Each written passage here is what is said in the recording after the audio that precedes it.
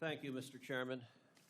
Madam Secretary, Yes, hi, Senator. congratulations on a grueling morning. I am the last thing between you and returning to work.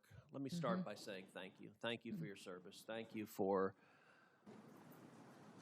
accepting the charge to protect this nation at a time of enormous peril and at a time, sadly, of far too much politicization and demonization of the Department of Homeland Security. The Department of Homeland Security was founded in the wake of the September 11th attacks, after nearly 3,000 Americans were murdered on our soil. It exists because we learned at terrible cost that vigilance is not optional. And the success of vigilance is quiet and often ignored. It is measured not in headlines, but the absence of them. The flights that land safely. The plots that never materialize. The threats that are intercepted before they reach our communities. Like sentinels standing watch at the walls of a city, the men and women of DHS guard the homeland day and night with extraordinary dedication and professionalism.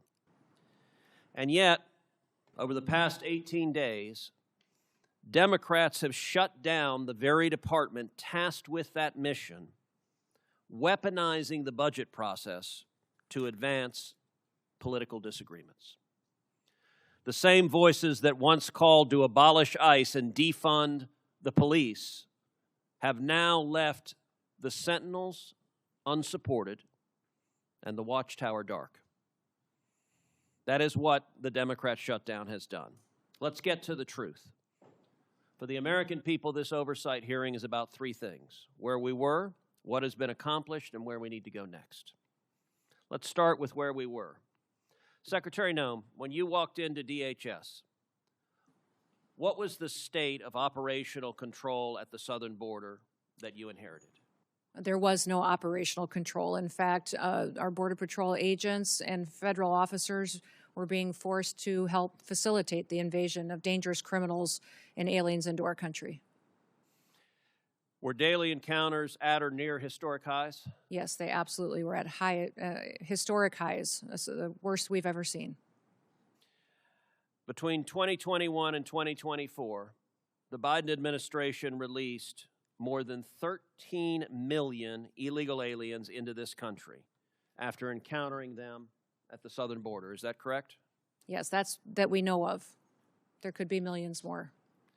DHS data reflects during this period of mass releases into the interior, crimes committed by foreign nationals included at least 15,000 homicides and more than 20,000 sexual assaults. Is that correct? That is correct.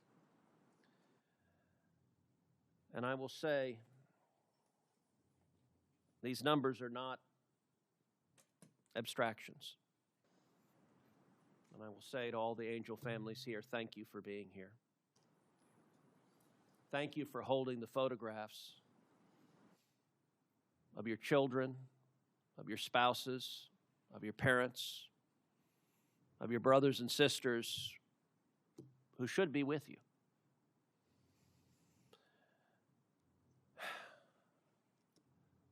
Names like Jocelyn Nungary and Laken Riley and Rachel Marin. Jocelyn, just 12 years old, was killed just miles from my house. Raped and murdered by two Venezuelan gang members that the United States government had apprehended and then released.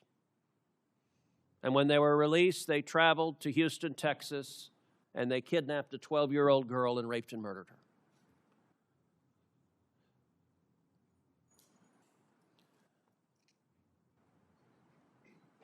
In your time at DHS, has anyone in the leadership of the previous administration explained why the hell they let so many violent criminals free in our country? No, they haven't. In fact, under the Biden administration and Mayorkas's leadership, they closed the victim's office at ICE, the Voices office that would help families that suffered a loss, like Jocelyn's family and Lakin's family and Rachel's family. They had no resources, no way to track court appearances or to get counseling services, no support whatsoever. They purposely closed that down to punish these families even more. So it wasn't just murderers and rapists that were being released in this country. The open border under the Democrats also became a pipeline for poison, killing our children. Secretary Noem, when you took office, is it correct that fentanyl was the leading cause of death for Americans between the age of 18 and 45? That's correct. Was the volume of fentanyl crossing our southern border at or near record levels? Yes, it was. And would you agree that when operational control collapses, cartels exploit that chaos? They exploit it and they become enriched from it.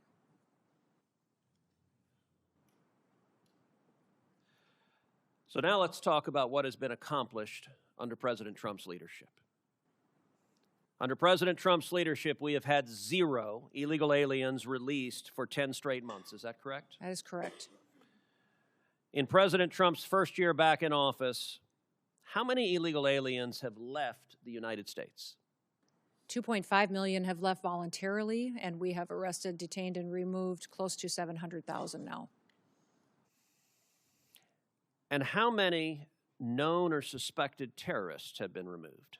We have over 1,500 now today that have been apprehended and are being brought to justice. In the first 100 days of the second Trump administration, is it correct that daily border encounters decreased by approximately 93%? Yes, that is correct. That encounters with gotaways, those who are escaping apprehension, decreased by roughly 95%. That is correct. And that illegal crossings overall fell by 99%.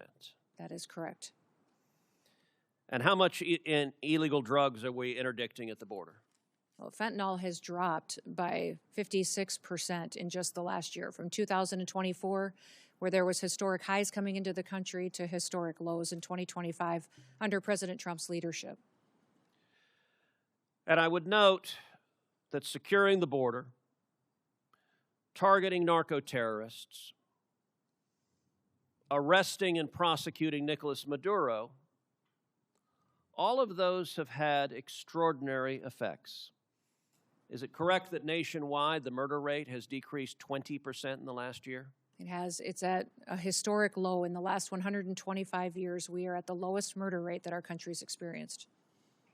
Is it also correct that the number of drug overdose deaths in America has decreased 20% in the last year? That is correct.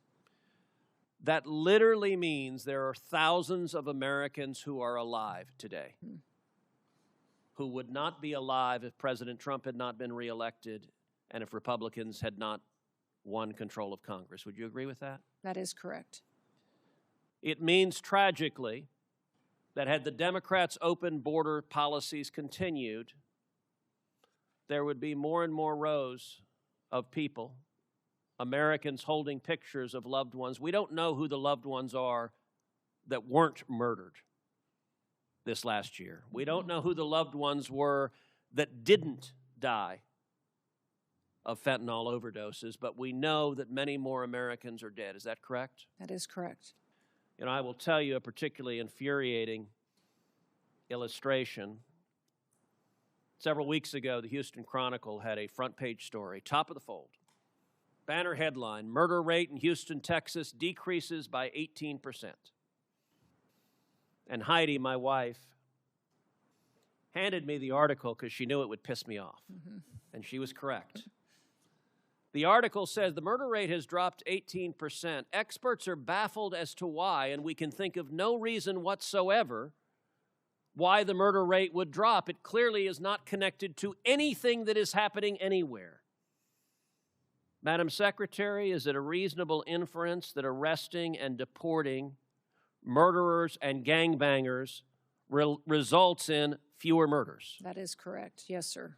And that arresting and deporting drug traffickers and stopping narco traffickers results in fewer people dying of drug overdoses? That's correct. It is amazing that that cause and effect is so difficult to figure out. Now, where do we go from here? As we sit here today, Are there Border Patrol agents right now working with zero pay? The agents and law enforcement officers are being paid.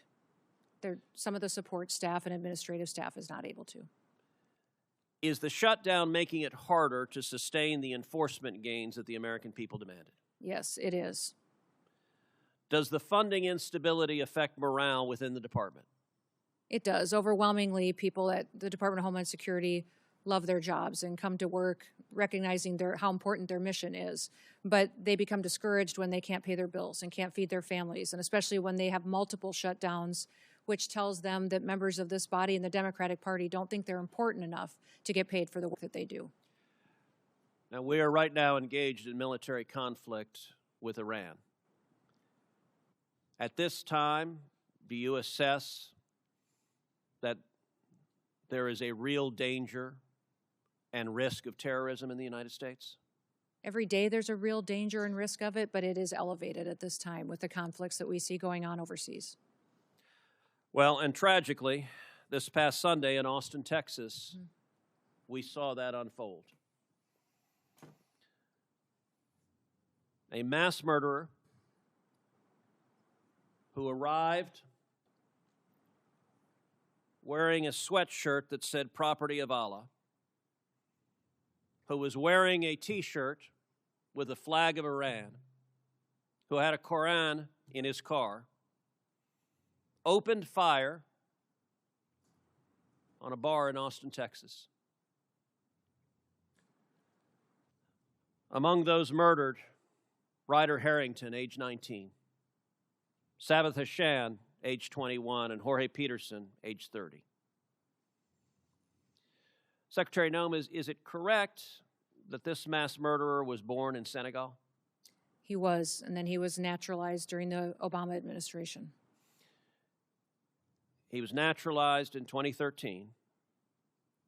Would you agree that weaknesses in screening, vetting, or oversight, even in years in the past, can reverberate years later with deadly consequences?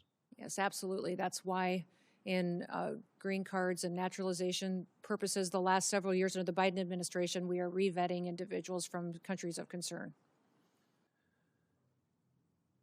And despite the risk of more terrorism, of more Americans being murdered by radical Islamic terrorists,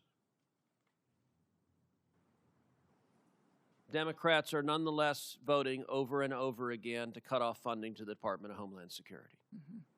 And encouraging resistance against our law enforcement, encouraging violent rioters to continue to resist us and to protest against ICE and the operations that we do to uphold the law. You know, it wasn't long ago that common sense prevailed, that there was bipartisan agreement, that we agreed we all support the police. We all support law enforcement. We all want to see criminals in jail. We believe murderers should be in jail. We believe rapists should be in jail. We believe child molesters should be in jail. We believe gangbangers should be in jail. Today, tragically, the Democrat Party has decided they are the party of illegal immigrants. They are the party of murderers and rapists and child molesters and gangbangers. And the men and women who are on the wall, the men and women who are defending us from these violent criminals, to the Democrats, they are the enemy. And they engage in rhetoric that is shameful, attacking Border Patrol agents, attacking ICE agents, calling them Nazis, calling them Gestapo, calling them terrorists, cheering on violence against law enforcement. It is utterly shameful. Where I want to speak to the men and women in your department, I want to speak to those Border Patrol agents, those ICE agents, all the men and women who are on that line. I want to say thank you. We appreciate you, your service, your courage. 31 million Texans say thank you. And by the way, the violence is occurring in Democrat states where it's cheered on by Democrat politicians. It is shameful. And Secretary Noem, I want to say thank you for getting up and going in and doing your job every day. Thank you for making my family safer. Thank you for making the families of 31 million Texans safer. Thank you for the honorable work of the Department of Homeland Security, and to everyone there, God bless you, and again to the Angel families, thank you for speaking out and having the courage to say your loved ones mattered. They are not forgotten. I want to apologize on behalf of the federal government. Your loved ones should never have lost their lives. If the federal government had done its damn job, these murderers wouldn't be here. Thank you, Secretary Noem. And with that, I don't have a gavel, but this hearing is adjourned. Support journalism you trust. Support PBS News. Donate now, or even better, start a monthly contribution today.